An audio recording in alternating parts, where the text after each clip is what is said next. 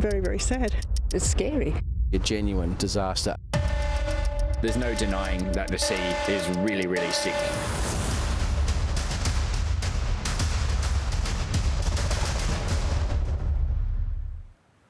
Well, good evening and welcome to this 7 News Adelaide special event live from our Hindmarsh studios. Tonight, we take a deep dive into South Australia's algal bloom crisis, widely regarded as one of the greatest environmental disasters our state has seen. Rod, you've been a fisherman for 45 years. How worried are you?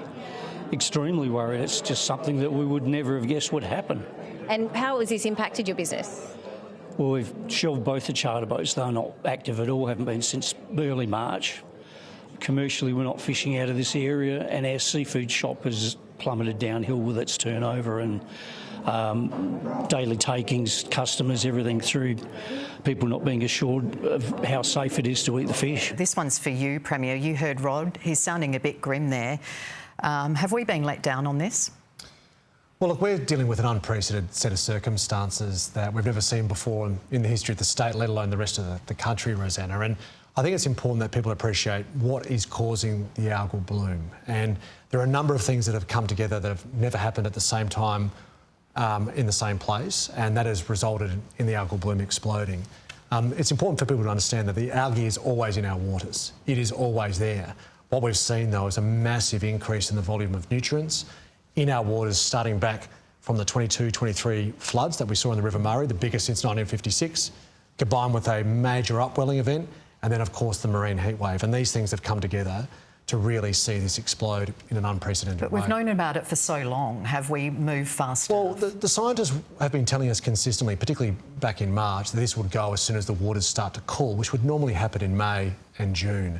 But the marine heat wave has persisted, and the Karenia mickemoetoi, which is the variant of algae that is dominant here, has proven to be resilient beyond all of the scientists' forecasts. Now, while there is a bit of optimism about what will happen from here, from other global experience where we've seen this, we have to prepare for the worst and hope for the best, and that's exactly what the government has been doing. All right, let's take another question, and this is one that really, frankly, a lot of people are talking about. Have a listen. Where did it come from? They're saying climate change, but I have to be honest, there's a lot of talk in the community about that Chinese ship that went up and down the coast. Yeah, big thanks to Sheila for that question. You hear that, you hear the desal plant. These are some of the theories that are knocking around. Have they been looked at, and have they been managed to be explained away? Yeah, each have been thoroughly examined, and every time we hear an idea coming from the community, it is looked at. But we can say with absolute confidence, without qualification, that the desal plant and Chinese warships have nothing to do with this. It started from that 2022-2023 flood, biggest since 1956, along with the other nutrients coming into the water.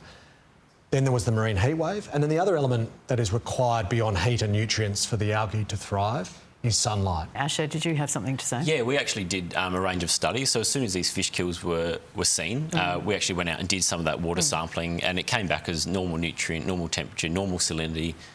So we were really confident that the desal wasn't an issue because we actually did the test physically as quickly as we could. So, yeah, we were happy to put that to bed. OK, it's good that we've struck that one off. Well, let's move to this next question. This one came to us via social media, and it's, will the bloom get worse when the weather warms up? Professor Greta Petzel, without having a crystal ball, what can we expect? Yeah, as climate change progresses and nutrient pollution increases, we are expecting that the scale of harmful algal blooms will increase over time. And what will happen in this particular case with this bloom, as the temperature warms up, over summer, for example, we're not entirely sure, because this bloom is actually a mixed species bloom. The number one thing we got responses about here on Channel 7 was human health, and as you may well understand it, huge topic for our viewers. So many questions, and here's why. Take a listen. Rob Thomas is a dedicated winter swimmer, but for the past month he's ditched the ocean for the pool. Most of us have quit swimming right now while the algal bloom's there. He says not only is swimming among dead fish not appealing, he's also concerned about the potential impact of the toxins on his health. And a quick survey revealed he's not alone. Runny noses, that sort of stuff, yeah, stinging in the eyes. So, yeah, so I stopped swimming after that. I walk my dogs as well, and I don't particularly want to walk my dogs on the beach. For some, these concerns also flow to the kitchen, with consumers turning away from SA seafood. I haven't bought any food a good few weeks now. Bit concerned. Don't really know, if it'll be good for you. I've gone to Tassie salmon. What was the catalyst for the change? Well, in case I was going to get sick. But now the Premier's endorsing that it's safe, then I think I will go back. So maybe the tide is turning.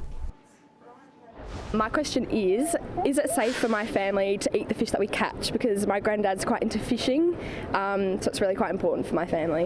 What about you, Professor Spurrier, as far as these fish go? And have you had any reports of people falling ill from eating these fish that have been caught off jetties, off beaches? No, and it's very important to get this one right, because if you look at the fish worldwide and where they have had very significant algal blooms, particularly Florida, and actually their particular algae is a different species to ours, which actually produces a toxin. There have been no reports, no confirmed reports of getting sick with a brevetoxin from eating fish flesh. There was one anecdotal report in the 1990s, and it was someone eating a whole fish that they hadn't gutted it, but it was, as I said, anecdotal. So absolutely, our SA Health advice is very, very clear.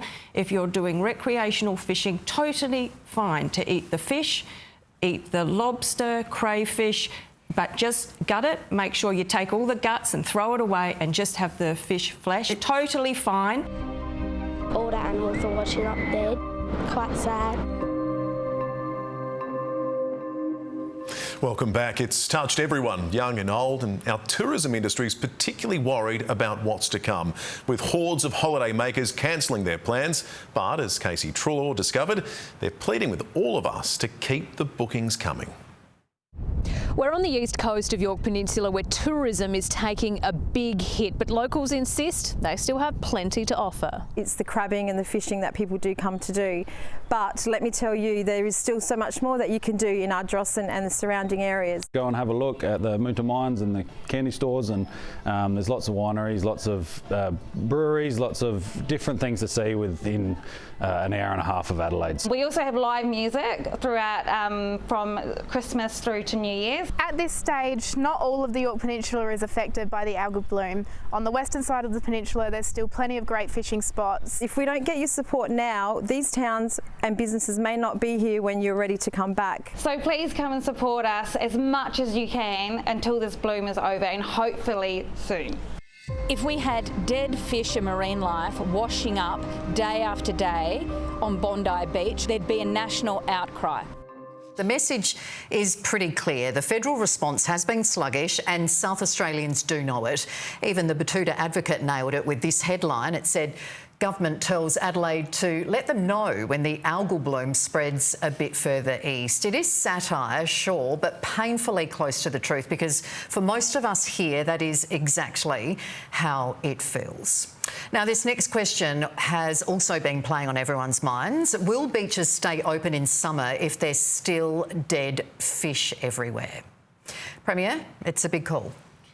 All our advice is that beaches will remain open. I think what we are doing, though, at the moment is preparing for the worst, and that includes the development of a comprehensive summer plan. You're already starting to plan for what comes after the recovery phase. We want to make sure that once the algal bloom moves on in the volume we currently see it, that we allow the marine environment to recover quickly, which it is very capable of indeed. In fact, it's miraculous. And that's about investing in reefs. And we've been working with Recfish to say in that regard, but tonight we announced that there is a 15-hectare program on investment in new reefs, doing it in conjunction with volunteer organisations which are been pouring out in a way just looking to help, to use recycled oysters, to put 15 hectares of new reef in 15 different locations along our marine environment to accelerate that recovery.